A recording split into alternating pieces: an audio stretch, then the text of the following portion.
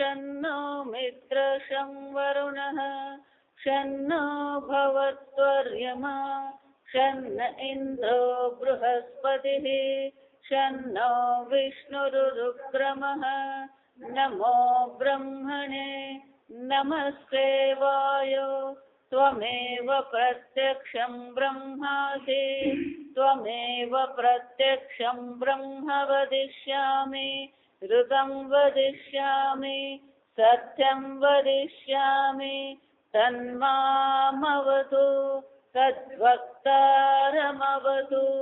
अवतु माम् अवतु वक्तारम्। ॐ शान्ति शान्ति शान्तिः। ॐ सहना भवतु सहनौ भुनक्तु सह वीर्यं करवावहै तेजस्विनावधीतमस्तु मा विद्विषावहै। ॐ शान्ति शान्ति शान्तिः। सदाशिवसमारम्भां शङ्कराचार्यमध्यमाम् अस्मदाचार्यपर्यन्तां वन्दे गुरुपरम्परां। श्रुतिस्मृतिपुराणानाम् आलयं करुणालयं नमामि भगवत्पादं शङ्करं लोकशङ्करं शङ्करं शङ्कराचार्यं केशवं बादरायणं सूत्रभाष्यकृतौ वन्दे भगवन्तौ पुनः पुनः। ईश्वरो गुरुरात्मेति मूर्तिभेदविभागिने व्योमवद्व्याप्तदेहाय दक्षिणामूर्तये नमः। निधये सर्वविद्यानां विषजे भवरोगिणां गुरवे सर्वलोकानां दक्षिणामूर्तये नमः। ॐ नमः प्रणवार्थाय शुद्धज्ञानैकमूर्तये निर्मलाय प्रशान्ताय दक्षिणामूर्तये नमः। नवमो अनुवाद। ऋतञ्च स्वाध्याय प्रवचने च ऋतञ्च स्वाध्याय प्रवचने च सत्यञ्च स्वाध्याय प्रवचने च सत्यञ्च स्वाध्याय प्रवचने च तपश्च स्वाध्याय प्रवचने च तपश्च स्वाध्याय प्रवचने च दमश्च स्वाध्याय प्रवचने च दमश्च स्वाध्याय प्रवचने च शमश्च स्वाध्याय प्रवचने च शमश्च स्वाध्याय अग्नयश्च स्वाध्याय प्रवचने च अग्नयश्च स्वाध्याय प्रवचने च अग्निहोत्रञ्च स्वाध्याय प्रवचने च अग्निहोत्रञ्च स्वाध्याय प्रवचने च अतिथयश्च स्वाध्याय प्रवचने च अतिथयश्च स्वाध्याय प्रवचने च मानुषञ्च स्वाध्याय प्रवचने च मानुषञ्च स्वाध्याय प्रवचने च प्रजा च स्वाध्याय प्रवचने च प्रजा च स्वाध्याय प्रवचने च प्रजनश्च स्वाध्याय प्रवचने च प्रजनश्च स्वाध्याय प्रवचने च प्रजातिश्च स्वाध्याय प्रवचने च सत्यमिति सत्यवचाराधीतरः सत्यमिति सत्यवचाराधीतरः तप इति तपो नित्यः तप इति तपो नित्यः पौरुषिष्टिः पौरुषिष्टिः स्वाध्याय प्रवचने સ્વાધ્યાય પ્રવચને એવેતિ નાકો મૌદ્ગલ્યઃ એવેતિ નાકો મૌદ્ગલ્યઃ તદ્ધિ તપઃ તદ્ધિ તપઃ તદ્ધિ તપઃ તદ્ધિ તપઃ. શિક્ષાવલ્લીના 8મા અનુવાકમાં આપણે જોયું ઓમ ઇતિ બ્રહ્મ. આ ઓમ જ બ્રહ્મ છે અને ઓમની જ ઉપાસના કરવાની. ઓમકાર સ્વયં શાસ્ત્રોક્ત શબ્દ છે, કોઈની ઉપજ નથી. અને ઓમની ઉપાસના દ્વારા પણ એ બ્રહ્મની પ્રાપ્તિ આપણે કરી શકીએ. એટલું જ નહીં, એ ઓમનો બીજા અનેક ઉપયોગ છે. કોઈ પણ પ્રકારને યજ્ઞ કરવાનો હોય, અનુમતિ લેવાની હોય, ત્યારે પણ ઓમકારનું ઉચ્ચારણ કરવામાં આવે. અહીંયા શાસ્ત્રમાં કીધું એમ કે શાસ્ત્ર અધ્યયન કરતા પહેલા પણ ઓમકારની ઉપાસના છે, ઓમકારનું ઉચ્ચારણ છે. શસ્ત્રને પણ ધારદાર કરવા હોય તો એના પહેલા પણ આ ઓમકારનું ઉચ્ચારણ છે. આમ ઓમકાર માત્ર બ્રહ્મ જ્ઞાન માટે કે ઓમકાર માત્ર ઉપાસના દ્વારા સ્વર્ગની પ્રાપ્તિ માટે જ છે એવું નથી, પણ આપણે લૌકિક વ્યવહારમાં પણ આ ઓમકારનો ઉપયોગ છે. તમે કુંભમેળામાં જાઓ, ઋષિકેશ હરિદ્વાર આશ્રમમાં જાઓ તો ત્યાં ચર્ચા ઓમ ઓમ એમ જ કરે. કોઈને બોલાવો હોય તો આપણે તો પેલો બોલાવવાની જે રીત છે ને સુરતમાં તો એમ ને એમ કરીને કોઈ બોલાવે ને ઓમ ઓમ, પેલા ખબર પડી જાય કોઈ બોલાવી રહ્યું. અનુમતિ આપે તો ઓમ, અનુમતિ આપે તો પણ શું કહેવાનું હોય ઓમ. આમ વ્યવહારમાં પણ ઓમકારનો ઉપયોગ કરવામાં આવે અને ઓમકારની ઉપાસના દ્વારા સ્વરાજ્યની સિદ્ધિ એટલે કે મોક્ષ પ્રાપ્તિ પણ થઈ શકે. ગઈ વખતે આપણે જોયું એમ સ્વરાજ્ય એટલે શું? સ્વરાજ્ય એટલે લોકો પર રાજ કરવું નહીં, આપણને લોકોનો પર રાજ કરતા આવડે. જો વિચાર, કીડી મંકોડો કોકરોચ હોય, છોકરાઓ હોય, એ બધા પર આપણે રાજ કરીએ. સ્વરાજ્ય એટલે પોતાના પર જ રાજ્ય કરવું. જો આ સ્વામી શબ્દ પણ ક્યાંથી આવ્યો?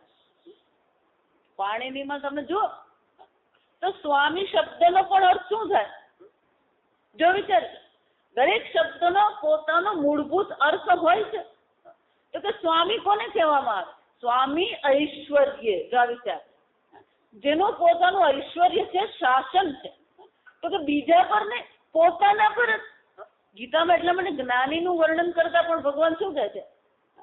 સુખમાસ્તે વશી. વશી એટલે કે જેણે પોતાના પર નિયંત્રણ મેળવ્યું. યથા કુર્માંગોની સર્વશઃ, જેવી રીતે પેલો કાચબો સર્વ અંગોને પોતાનામાં સંકેલી લે છે, એમાં જ્ઞાની પણ કોણ છે? આ ઇન્દ્રિયો પર પોતાનું નિયંત્રણ મેળવ્યું. આમ પોતાના પર આપણે રાજ કરવાનું, બીજા પર રાજ કરવાની જરૂર છે જ નહીં. વિચાર છે, પોતાના પર આપણે રાજ કરી શકીએ છીએ કે નહીં? આપણી ઇન્દ્રિયો આપણું સાંભળે છે કે નહીં? આપણું મન આપણું સાંભળે છે કે નહીં? આપણી બુદ્ધિ આપણું સાંભળે છે? જો વિચારો, બુદ્ધિમાં નિર્ણય થાય સવારે 5 વાગે ઉઠવું છે, પેલું આપણું મન જ સાંભળે નહીં. જો વિચારવા, પેલો એલાર્મ મૂકીને સુઈ જઈએ. રામદેવ બાબા આવે ને એટલે પછી બધે આમ યોગનો શું થાય? યોગની ભરતી આવે. બધા 5 વાગે ઉઠીને યોગાસન કરવા જાય, પ્રાણાયામ કરવા જાય. રામદેવ બાબા અહીંયાથી ગયા નથી, બીજે દિવસે આખું બારડોલી 8 વાગે ઉઠે. જો કેમ? એનો અર્થ શું થયો? જ્યારે ગ્રુપ સાયકોલોજી કહેવાય, અંગ્રેજીમાં શું કહેવાય? ગ્રુપ સાયક. પેલા ભેગા હોય ને ત્યારે બધું બરાબર. આ કુંભમેળામાં જાય ને ત્યારે બધા ડાયા થઈને રહેતા હોય. પેલા ગંગા સ્નાન કરવા જાય. ગંગા સ્નાન એટલે બોલવાનું સહેલું છે. ભલે ને બપોરના 3 વાગે ભર તડકો હોય, રેતી તપી ગયેલી હોય, પણ ગંગાનું પાણી તો કેવું હોય? બરફ જેવું ઠંડુ હોય. જોયું છે? કુંભમેળામાં જઈને પેલો ગંગા સ્નાન કરે, ઘરે આવે એટલે વળી પાછું પેલું ગરમ પાણી ચાલુ થઈ જાય. તો કુંભમેળામાં ઠંડા પાણી નયો તો અહીંયા ઠંડા પાણી નહીં. એ તો કુંભમેળામાં તો પુણ્ય મળે, તો અહીંયા શું મળવાનું? પાપ મળવાનું. સમજવા.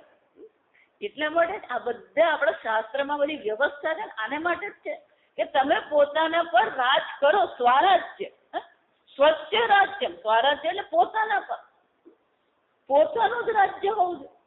આપણી બુદ્ધિ આપણું સાંભળે કે નહીં? આપણું મન આપણું સાંભળે કે નહીં? બુદ્ધિ તો ભલે નક્કી કરે 5 વાગે ઉઠવું છે એટલે પેલા એલાર્મ મૂકે ખરા, 5 વાગે એલાર્મ વાગે ખરો, પણ આપણે શું કરીએ? પેલો એલાર્મ આમ બંધ કરે ને પછી આમ સુઈ ગયા, સીધો 8 વાગે જ ઉઠે 5 ને બદલે. એટલા માટે વિચારવા જેવું કે જાગવાનો સમય ને ઉઠવાનો સમય અલગ છે આપણા માટે. પેલો 6 વાગે જાગે પણ પથારીમાંથી ઉઠે ક્યારે? 6 વાગે ઉઠે ખરો? જો સમજમાં એમ આપણી અંદર આપણી ઇન્દ્રિયો, આપણું મન, આપણી બુદ્ધિ. ડોક્ટરે કીધું હોય ડાયાબિટીસ વધી રહ્યો છે એટલે આઈસ્ક્રીમ ખાવાની નહીં, મીઠાઈ ખાવાની નહીં, એ તો બોલ્યા કરે. જો સમજ છે. હમણાં બેન ને ઘૂંટણ દુખતા હતા, ઘૂંટણ દુખતા ડોક્ટર ને બતાવવા ગયા. એટલે પેલા ડોક્ટર ફિઝિશિયન ડોક્ટર હતા, પેલા એને પેલો બતાવતા એને બતાવવા ગયા. એટલે પેલા ડોક્ટરે કીધું બેન જો હું તમને સીધી સલાહ આપું, આ દવા તો તમે કોણ તો હું લખી આપું, ઇન્જેક્શન કહો તો ઇન્જેક્શન ઘૂંટણમાં મારીશું. જા સાંભળો, પણ તો હું તમને બધો સહેલો ઉપાય બતાવું કે તમે 5-6 કિલો વજન ઉતારી નાખો. જા સાંભળો કે કેમ વજન ઉતારશો ને એટલે ઘૂંટણે એટલું વજન ઓછું ઉંચકવું પડે અને એટલું ઓછું એને ઘસારો થાય એટલે દુખાવો આપોઆપ ઓછો થઈ જાય. એ પેલો બેને વિચાર કર્યો વાત તો સાચી, પછી કે સારું પ્રયત્ન કરીશ. પછી આવે ને પછી મને કે ડોક્ટરે મને કીધું વજન ઉતારો, પણ એનું જ કિલો 100 કિલો હતું. ડોક્ટર નું વજન કેટલું હતું? એ ખુરશી માંડ બેઠેલો. જો વિચાર આપણે કોક ને એમ કહીએ તું વજન ઉતાર, પણ તારું વજન કેટલું છે સમજવાનું. પોતાના પર આપણું નિયંત્રણ છે કે નહીં? સ્વરાજ્યમાં આપનોતી એટલે આ સ્વરાજ્યની વાત કરીએ, મોક્ષની વાત કરીએ, ઓમકારની ઉપાસનાની વાત કરીએ, એટલે બધી વસ્તુ આપણા મનમાં શું લાવે? આ બધું હવે કશું કરવું જ નથી, પણ આપણે ઓમકારની ઉપાસના કરવી છે અને બસ આપણે આમ જીવન જીવવું છે. શંકરાચાર્યજી આ 9મા અનુવાકમાં બહુ સુંદર ચર્ચા કરે. કેમ? વિજ્ઞાનાદેવ આપનોતિ સ્વરાજ્યમિતિ ઉક્તત્વાत्. આ વિજ્ઞાન, આ જ્ઞાનથી જ સ્વરાજ્યની પ્રાપ્તિ થશે, બ્રહ્મ જ્ઞાનથી સ્વરાજ્યની પ્રાપ્તિ થશે એવું કહેવામાં આવ્યું આપણને. અને જ્યાં એવું કહેવામાં આવ્યું એટલે મનમાં શું આવવાનું? શ્રૌત સ્માર્તાનામ કર્મણામ આનર્થક્યમ પ્રાપ્તમ. ગઈ વખતે આપણે આ વાક્ય જોઈ ગયા કે આવું સાંભળીએ એટલે આપણને થાય કે આ બધું મંદિરે જવાનું, પૂજા કરવાની, ચંડી હોમ કરવાનો, નવરાત્રી કરવાની, આ બધી વસ્તુ શ્રૌત કર્મ, સ્માર્ત કર્મ. જો આ નવરાત્રી ને બધા સ્માર્ત કર્મમાં આવે, સમજવા. શ્રાદ્ધ કર્મ આ બધા ક્યાં આવે? સ્માર્ત કર્મ. એ જ રીતે શ્રૌત કર્મ છે, અનેક પ્રકારના યજ્ઞ છે, અનેક પ્રકારના વ્રત છે. આ બધા વ્રત કરવાના હોય, યજ્ઞ કરવાનું હોય એટલે આપણા મનમાં શું? શંકરાચાર્ય કહે છે આપણા મનમાં એવું આવે આનર્થક્યમ પ્રાપ્ત. આ બધું કર્મ તો નકામા છે. કેમ? કર્મણા બધ્યતે જંતુ વિદ્યયા વિમુચ્યતે. આ કર્મ તો બંધનકારી છે એટલે કર્મ શું કરવાના? છોડી દેવા. એટલે શંકરાચાર્ય કહે છે તન મા પ્રાપત ઇતિ. આવું વિચારવાનું નહીં. પ્રાપત એટલે કે આવો મનમાં ક્યારે વિચાર કરવાનો નહીં. કેમ? કર્મણા પુરુષાર્થમ પ્રતિ સાધનત્વ પ્રદર્શનાર્થમ ઇહ ઉપન્યાસ. ઉપન્યાસ એટલે ઉલ્લેખ કરવો. તો હવે આ 9મો અનુવાદ જે છે એ શાના માટે છે? તો કે કર્મ પણ સ્વરાજ્યની પ્રાપ્તિ માટે, મોક્ષ પ્રાપ્તિ માટે. કર્મ પણ સાધનત્વ, એ પણ સાધન છે. જો એટલા માટે સંપૂર્ણ ગીતામાં ભગવાને ક્યાંય કર્મના ત્યાગની ચર્ચા કરી જ નથી. જો સમજજો, ભૌતિક રીતે કર્મ અને ત્યાગની ચર્ચા ગીતા સ્વીકારતું જ નથી. જો આ કુંભ મેળામાં 15 દિવસ રહ્યા ને, એક બ્રહ્મચારી છે, બહુ શાસ્ત્ર ભણનારો, ઘણું શાસ્ત્ર એને ભણ્યું, પણ એનો આગ્રહ શું હતો કે નિવૃત્તિ જ હોવી જોઈએ. જો આ સમજો, નિવૃત્તિ હોય કે પ્રવૃત્તિ હોય, આ વિચારી ગયો. આત્મા અકર્તા છે, આત્મા નિષ્ક્રિય છે, પછી તમે પ્રવૃત્તિ કરો કે નિવૃત્તિ કરો, આત્માને કોઈ ફરક પડવાનો? વિચારી દો. પણ એનો આગ્રહ શાના પર હતો? ને બધું જ છોડી દેવાનું, નિવૃત્ત થઈને બેસવાનું. નિવૃત્તિ શક્ય જ નથી. જો વિચાર, તમારે ચાલવું પડે, બોલવું પડે, ખાવું પડે, એ પણ શું છે? પ્રવૃત્તિ જ છે. એટલે શંકરાચાર્યજી કહે છે આ પ્રવૃત્તિ તો કરવાની છે, પ્રવૃત્તિનો ત્યાગ ક્યાંય છે જ નહીં. અને એટલા માટે કહે છે કર્મણામ પુરુષાર્થમ પ્રતિ, પ્રાપ્તિ તો મોક્ષની જ છે, પ્રાપ્તિ તો સ્વરાજ્યની જ કરવાની છે, પણ એ મોક્ષ પુરુષાર્થ પ્રત્યે પણ આ કર્મ સાધન છે ખરું. અને એટલા માટે અહીંયા શાસ્ત્ર આપણને આ સાધન કઈ રીતે છે, કયા કયા સાધનને કયા કયા પ્રકારના કર્મની આવશ્યકતા છે જે આપણને મોક્ષ પ્રાપ્તિ માટે ઉપયોગી થઈ શકે. જો એટલા માટે ગીતામાં પણ ભગવાન 5મા અધ્યાયમાં કહે છે યત સાંખ્યૈ પ્રાપ્યતે સ્થાનમ તદ યોગૈરપી ગમ્યતે, એકમ યોગમ ચ સાંખ્યમ ચ ય પશ્યતિ સ પશ્યતિ. આ સાંખ્ય એટલે જ્ઞાન, યોગ એટલે કર્મયોગ. ભગવાન કહે છે જે જ્ઞાનથી તને મોક્ષ પદની પ્રાપ્તિ થશે એ જ મોક્ષ પદની પ્રાપ્તિ કર્મયોગ દ્વારા પણ થશે. જો સમજો બાકી કર્મયોગ દ્વારા સીધું જ થશે કે નહીં, કર્મયોગ દ્વારા અંતઃકરણ શુદ્ધિ થશે, અને અંતઃકરણ શુદ્ધિ હશે તો આ બ્રહ્મ જ્ઞાનની પ્રાપ્તિ થઈ શકે. જો આ સમજવા, ગમે એટલું બ્રહ્મ જ્ઞાનની ચર્ચા તમે કરો પણ છેવટે નિર્ણય કોણે કરવાનો? તમે પૂર્ણ બ્રહ્મ છો, સચ્ચિદાનંદ બ્રહ્મ છો, એ તો ગુરુ કહે કે નહીં કે, શાસ્ત્ર કહે કે નહીં કે, એ હકીકત છે. તમે નિત્ય શુદ્ધ આત્મા છો એ હકીકત છે. તો પ્રશ્ન ક્યાં છે? નિર્ણય તમારે કરવાનો છે કે તમે નિત્ય શુદ્ધ આત્મા છો, પણ એ નિર્ણય ક્યારે તમારો થશે? એ નિર્ણય કરવા માટે અંતઃકરણ શુદ્ધિની આવશ્યકતા. જો એટલા માટે અંતઃકરણ શુદ્ધિ જેને કહેવામાં આવે ને, પાંડવો જયારે મહાભારતમાં વનવાસ જયારે ભોગવતા હતા, છેવટે એ મનુષ્ય હતા. જો આ સમજવાનું, ભલે દેવતાઓની કૃપાથી જન્મ થયો પણ છેવટે તો મનુષ્ય રૂપ ધારણ કરેલું, એ પણ જીવ હતા. એટલે ભલે વનમાં રહેતા હતા પણ જન્મથી જયારે રાજમહેલમાં રહ્યા હોય અને પછી વનમાં રહેવાનો વારો આવે એટલે મનમાં દુઃખ તો હોય, અગવડતા તો લાગવાની જ છે.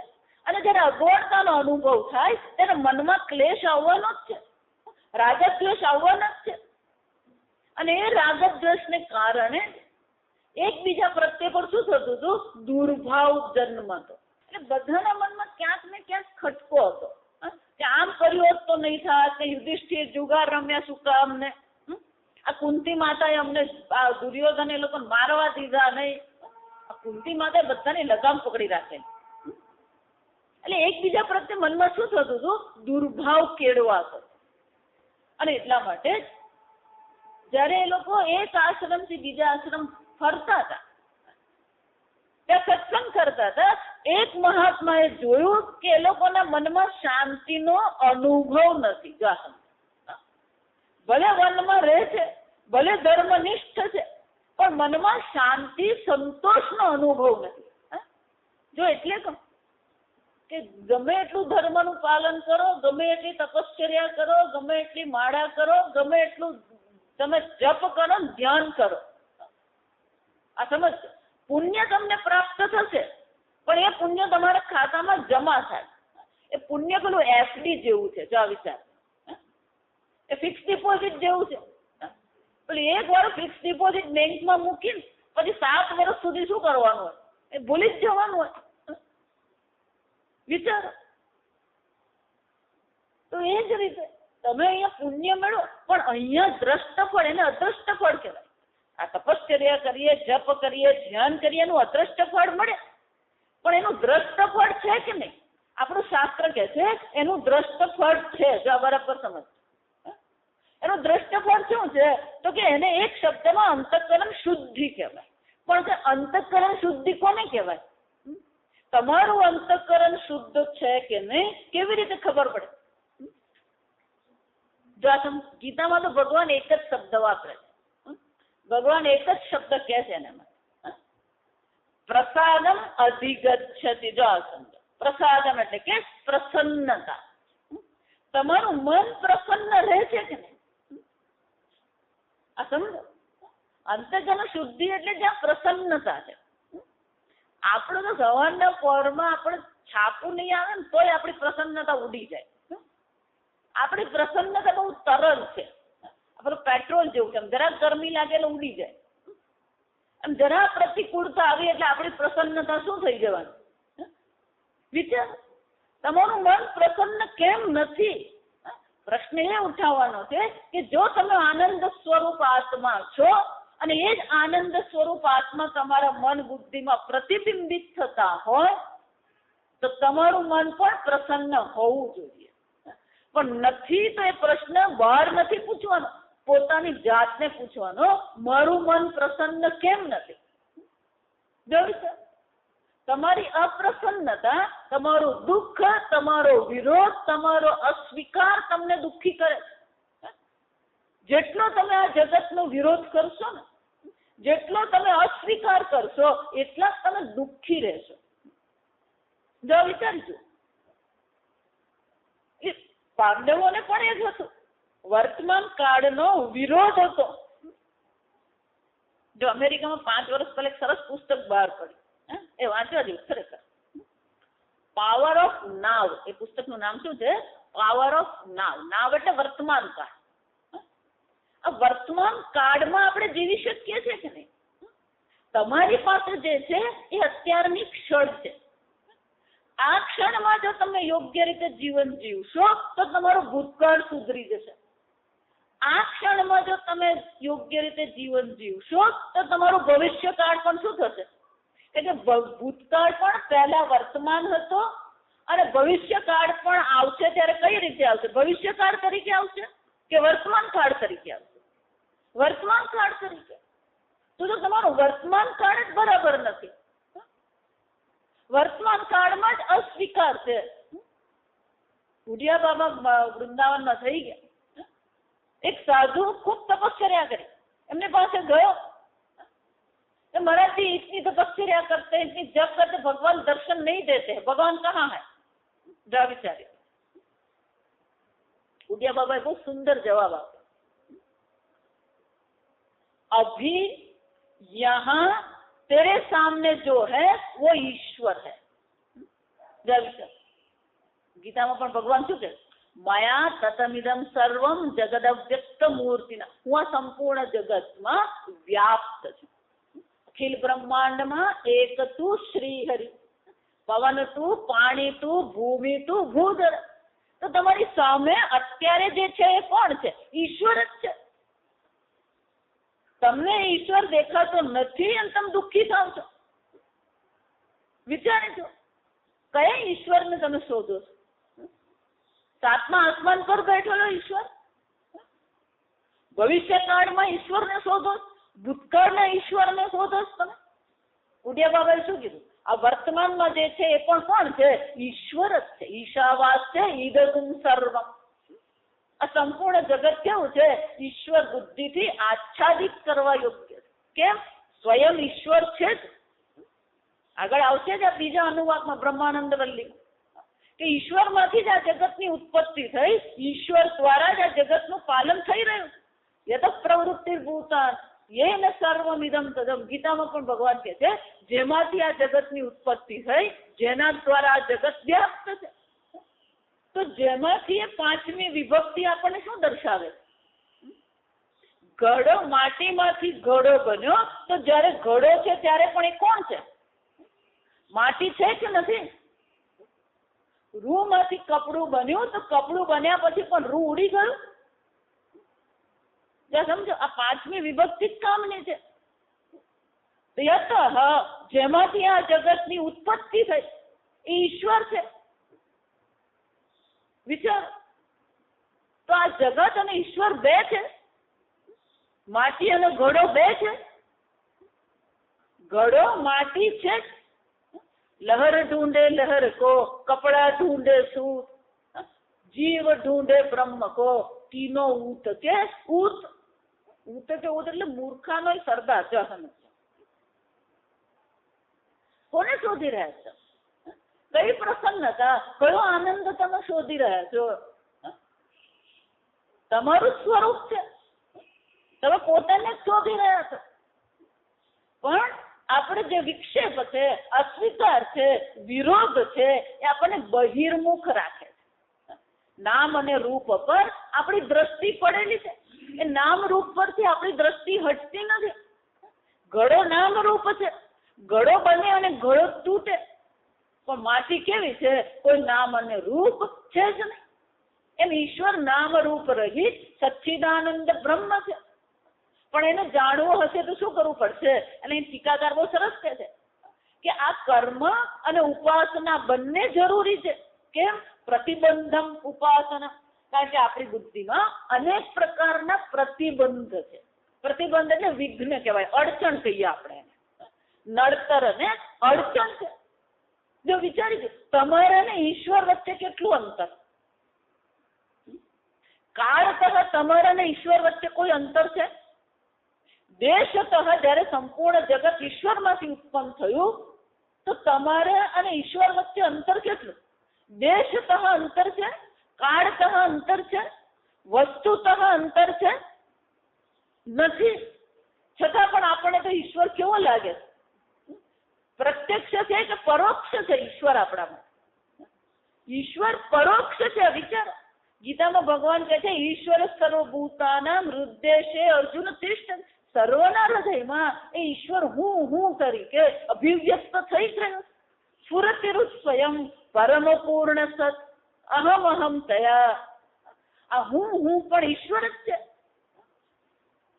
છતાં પણ એના પર દ્રષ્ટિ જતી નથી. એટલે શંકરાચાર્યજી કહે છે કે આ પ્રકારથી અનેક પ્રકારથી આપણી મનમાં જે પ્રતિબંધન એની નિવૃત્તિ માટે ઉપયોગી કોણ છે? આ સર્વ કર્મ અને ઉપાસના આપણા મનમાં જે પણ કઈ દોષ છે એની નિવૃત્તિ કરવા માટે ઉપયોગી જ છે. પાંડવોને પણ એ જ હાલત હતી. મનમાં અનેક પ્રકારના દુર્ભાવ હતા. એ ઋષિ મુનિએ બહુ સરસ કીધું, નવારીણા શુદ્ધતે અંતરાત્મા. આ અંતરાત્મા, આ મનને શુદ્ધ કરવું હોય તો શાનાથી શુદ્ધ કરશો? ન વારીના, પાણીથી મન શુદ્ધ નહીં થાય. કપડા ધોવાય તો સાબુની જરૂર પડે. વિચારજો તો કયા સાબુથી તમારા મનને શુદ્ધ કરશો તમે? જો વિચાર, ત્યાં કે છે આત્મા નદી. જો આ વિચાર, ત્યાં પણ એ જ ચર્ચા છે. આત્મા રૂપી આ નદી છે. સંયમ એના બે તટ છે. જો વિચાર, મન પ્રસન્નતા એની લહેર છે. તત્ર અભિષેકમ ખુરુ પાંડુપુત્ર. હે પાંડુપુત્ર, આ આત્મારૂપી નદીમાં તું શું કર? સ્નાન કર. જો વિચાર, જગતમાંથી તમને સુખ મળવાનું નથી. તમારા પોતાના તરફ તમારે વળવું જ પડશે. બીજાને સુધારીને કોઈ સુખી નહીં થાય. પોતાને જ સુધારવાની જરૂર છે. અને એટલે શું કીધું? આ આત્મારૂપી નદીમાં શું કરવાનું છે? એમાં જ આપણે અભિષેક કરવાનો, એમાં સ્નાન કરવાનું. બહાર નહીં. દુર્યોધન કોણ છે, ધૃતરાષ્ટ્ર કોણ છે, ભીષ્મ પિતામહ કોણ છે, દ્રોણાચાર્ય કોણ છે, કોણે અન્યાય કર્યો, આ ચર્ચા કરવાની જરૂર જ નથી. તત્ર અભિષેકમ, એમાં તું સ્નાન કર. વિચાર, આત્મામાં જ આપણે સ્નાન કરવાનું. આ ગંગા સ્નાન એ આત્મા સ્નાન જ છે ખરેખર. કારણ કે આ જ્ઞાન ગંગા છે, આ ગંગા પાણી નથી. ગંગા સ્વયં કોણ છે? જ્ઞાન સ્વરૂપ છે. આમ પોતાના અંતઃકરણને પ્રસન્ન રાખવું એ જવાબદારી તમારી છે. બીજા કોઈને જવાબદારી તમે આપી શકો જ નહીં. તમારું મન પ્રસન્ન છે કે નહીં? તમારું મન શાંત છે કે નહીં? તમારા મનમાં અભયતાનો અનુભવ છે કે નહીં? આ બધી જવાબદારી કોની છે? બીજાની નથી. આ જવાબદારી તમારી છે. અને એટલા માટે આ બધા જેટલા પણ પ્રતિબંધ છે એ પ્રતિબંધ અપનય દ્વારા કર્મણામ તત્ર ઉપયોગ. આ બધા પ્રકારના પ્રતિબંધની નિવૃત્તિ માટે આ કર્મ ઉપયોગી છે. એટલું જ નહીં, તથા ચ શ્રુતિ. આ ટીકાકાર બહુ સુંદર કહે છે, અવિદ્યયા મૃત્યુમ તીર્થવા વિદ્યયા અમૃતમ અશ્નુતે. ઈશાવાસ્યનો મંત્ર છે. આ ટીકાકાર અહીંયા કે ભાષ્યકાર તો પ્રતિબંધની નિવૃત્તિની ચર્ચા કરીને આગળ ચાલવા માંડે છે. પણ કે પ્રતિબંધની નિવૃત્તિ એટલે શું? એટલે ટીકાકાર બહુ સુંદર કહે છે કે ઈશાવાસ્ય ઉપનિષદમાં પણ શરૂઆત તો એ જ કરી કે આત્મજ્ઞાનથી જ સુખ છે. તત્ર કમોહ કશોક એકત્વમ અનુપશ્યત, જેને એક અદ્વિતીય બ્રહ્મને જાણી લીધું એને માટે કોઈ મોહ પણ નથી, શોક પણ એને માટે રહેતો નથી. પણ કે એને માટે શાની જરૂર છે? અવિદ્યા મૃત્યુમ તીર્થવા. એટલે અવિદ્યા મૃત્યુમ તીર્થવા આ તો કંઈક જુદું જ થઈ. આ ઉપનિષદના શબ્દો છે ને એને સમજવા પડે કે અવિદ્યા દ્વારા મૃત્યુને પાર કેવી રીતે કરવી. એટલે કે અવિદ્યા એટલે કે કર્મ. જો અવિદ્યા, અવિદ્યાને કારણે કર્તૃત્વ, કર્તૃત્વને કારણે કર્મ. એટલે અહીંયા ઘડી ટીકાકાર કહે છે કર્મણા પ્રતિબંધક પાપ ક્ષણ લક્ષણ મૃત્યુ નાશયિત્વા. આ કર્મ દ્વારા આ પાપ રૂપી